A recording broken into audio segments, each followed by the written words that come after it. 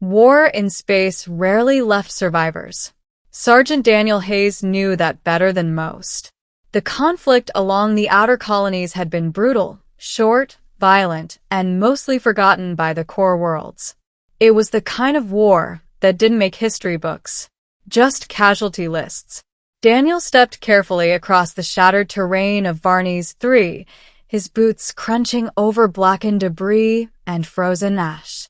The planet had once supported a small mining colony. Now it was a graveyard.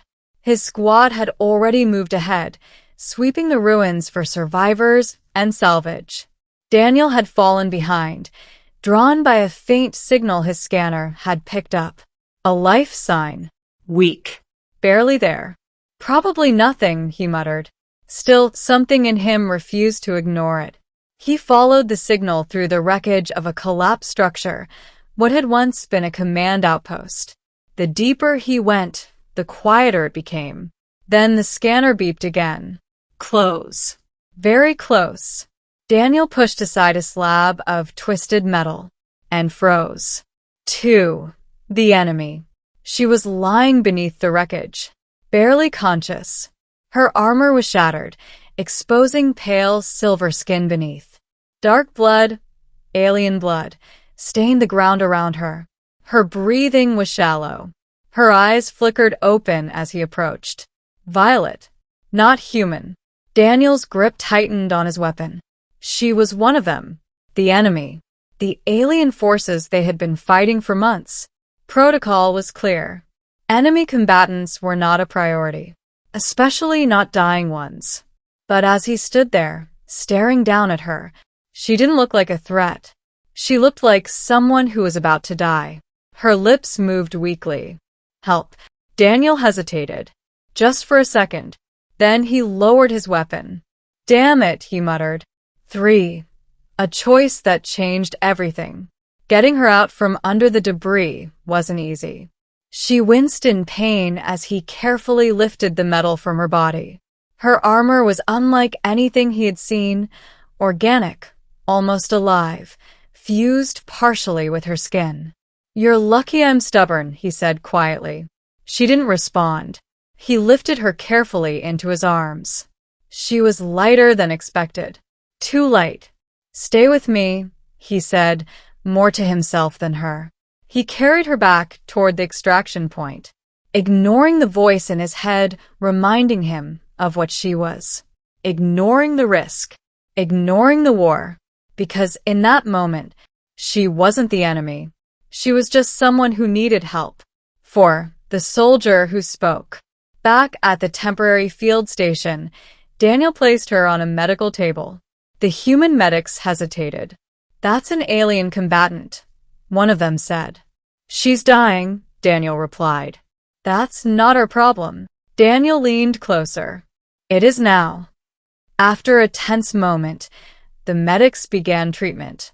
The scans were confusing. Her biology was complex, unfamiliar, but they managed to stabilize her. Hours later, she woke up. Her eyes opened slowly. She looked around, confused. Then her gaze locked onto Daniel. Yeah, he said. You saved me. Looks like it. She tried to sit up, but winced. Do not move, he said. She studied him carefully. You are human. Last time I checked. There was a long silence. Then she said quietly, Why? 5. A simple answer. Daniel leaned back in his chair. Why what? Why save me? He shrugged. Because you were dying. I am your enemy. Yeah. And yet here we are. She watched him, trying to understand. Humans are strange. That's what everyone says. She looked down at her hands. You could have left me. I know. You should have. Daniel shook his head. Not really my style. For the first time, she smiled. 6. The name she gave. Over the next few days, she recovered slowly. She spoke little, observed everything, learned quickly. Eventually, Daniel asked her name. She hesitated. then said, Kalara. Kalara, he repeated. It is not a name I should give you. Too late now. She looked at him with something like curiosity. And you, Daniel. She nodded. Daniel. The way she said it felt different. Like it meant something. 7. The war ends. The war ended not long after. A ceasefire was declared. For most soldiers, it meant going home. For Daniel, it meant something else. Because Kalara was gone. One morning, he walked into the medical bay. Her bed was empty. No explanation. No goodbye. Just gone. The medics had no answers. Neither did command. It was as if she had never been there. Daniel stood there for a long time, then quietly said, Guess that's it, and returned to Earth. 8 years later.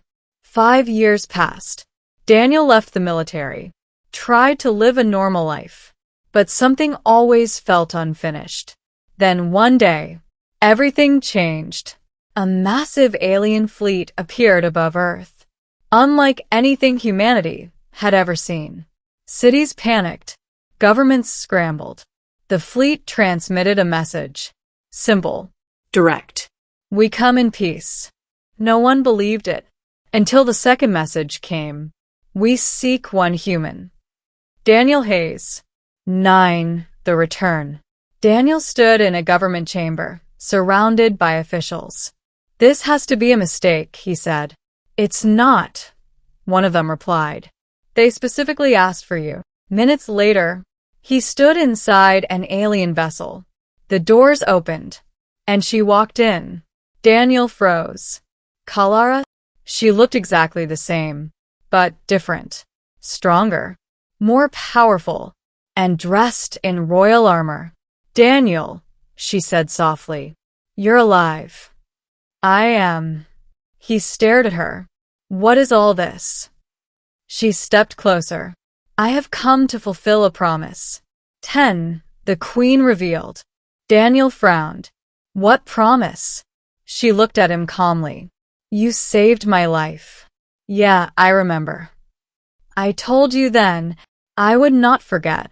He shook his head. You didn't tell me anything like that. Her lips curved slightly. I thought it.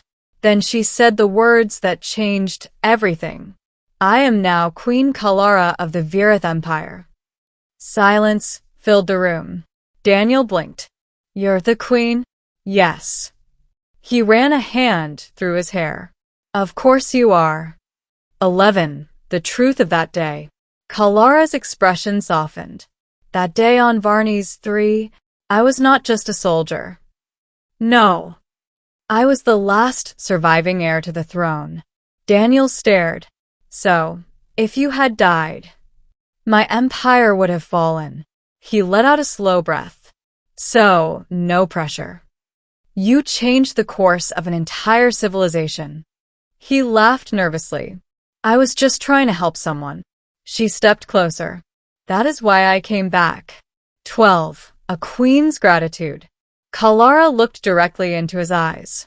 Humans are rare among the stars. Why? You show compassion even to enemies. Daniel shrugged. Not all of us, but enough. She paused. I offer you something in return. Like what? Alliance. Daniel blinked. With Earth. Yes. And me. She smiled. You will be my representative. He stared at her. You're serious? I am. 13. The final choice. Daniel stood there in silence. 5 years ago, he had made a choice on a battlefield. Now that choice had come back to him. Bigger. Heavier. More important. You're asking a lot, he said. I know. And if I say no? She met his gaze. Then I will still honor you. He smiled slightly. You haven't changed. Neither have you. He took a deep breath, then nodded. All right. 14. The moment that changed a galaxy. Later, historians would record the moment. Not the battle. Not the war. but the decision of one human soldier who chose compassion over orders, and how that single act led to peace between two civilizations. Because sometimes, saving one life isn't just about survival. Sometimes, it's about the future of entire worlds. And the queen who never forgot the human who saved her.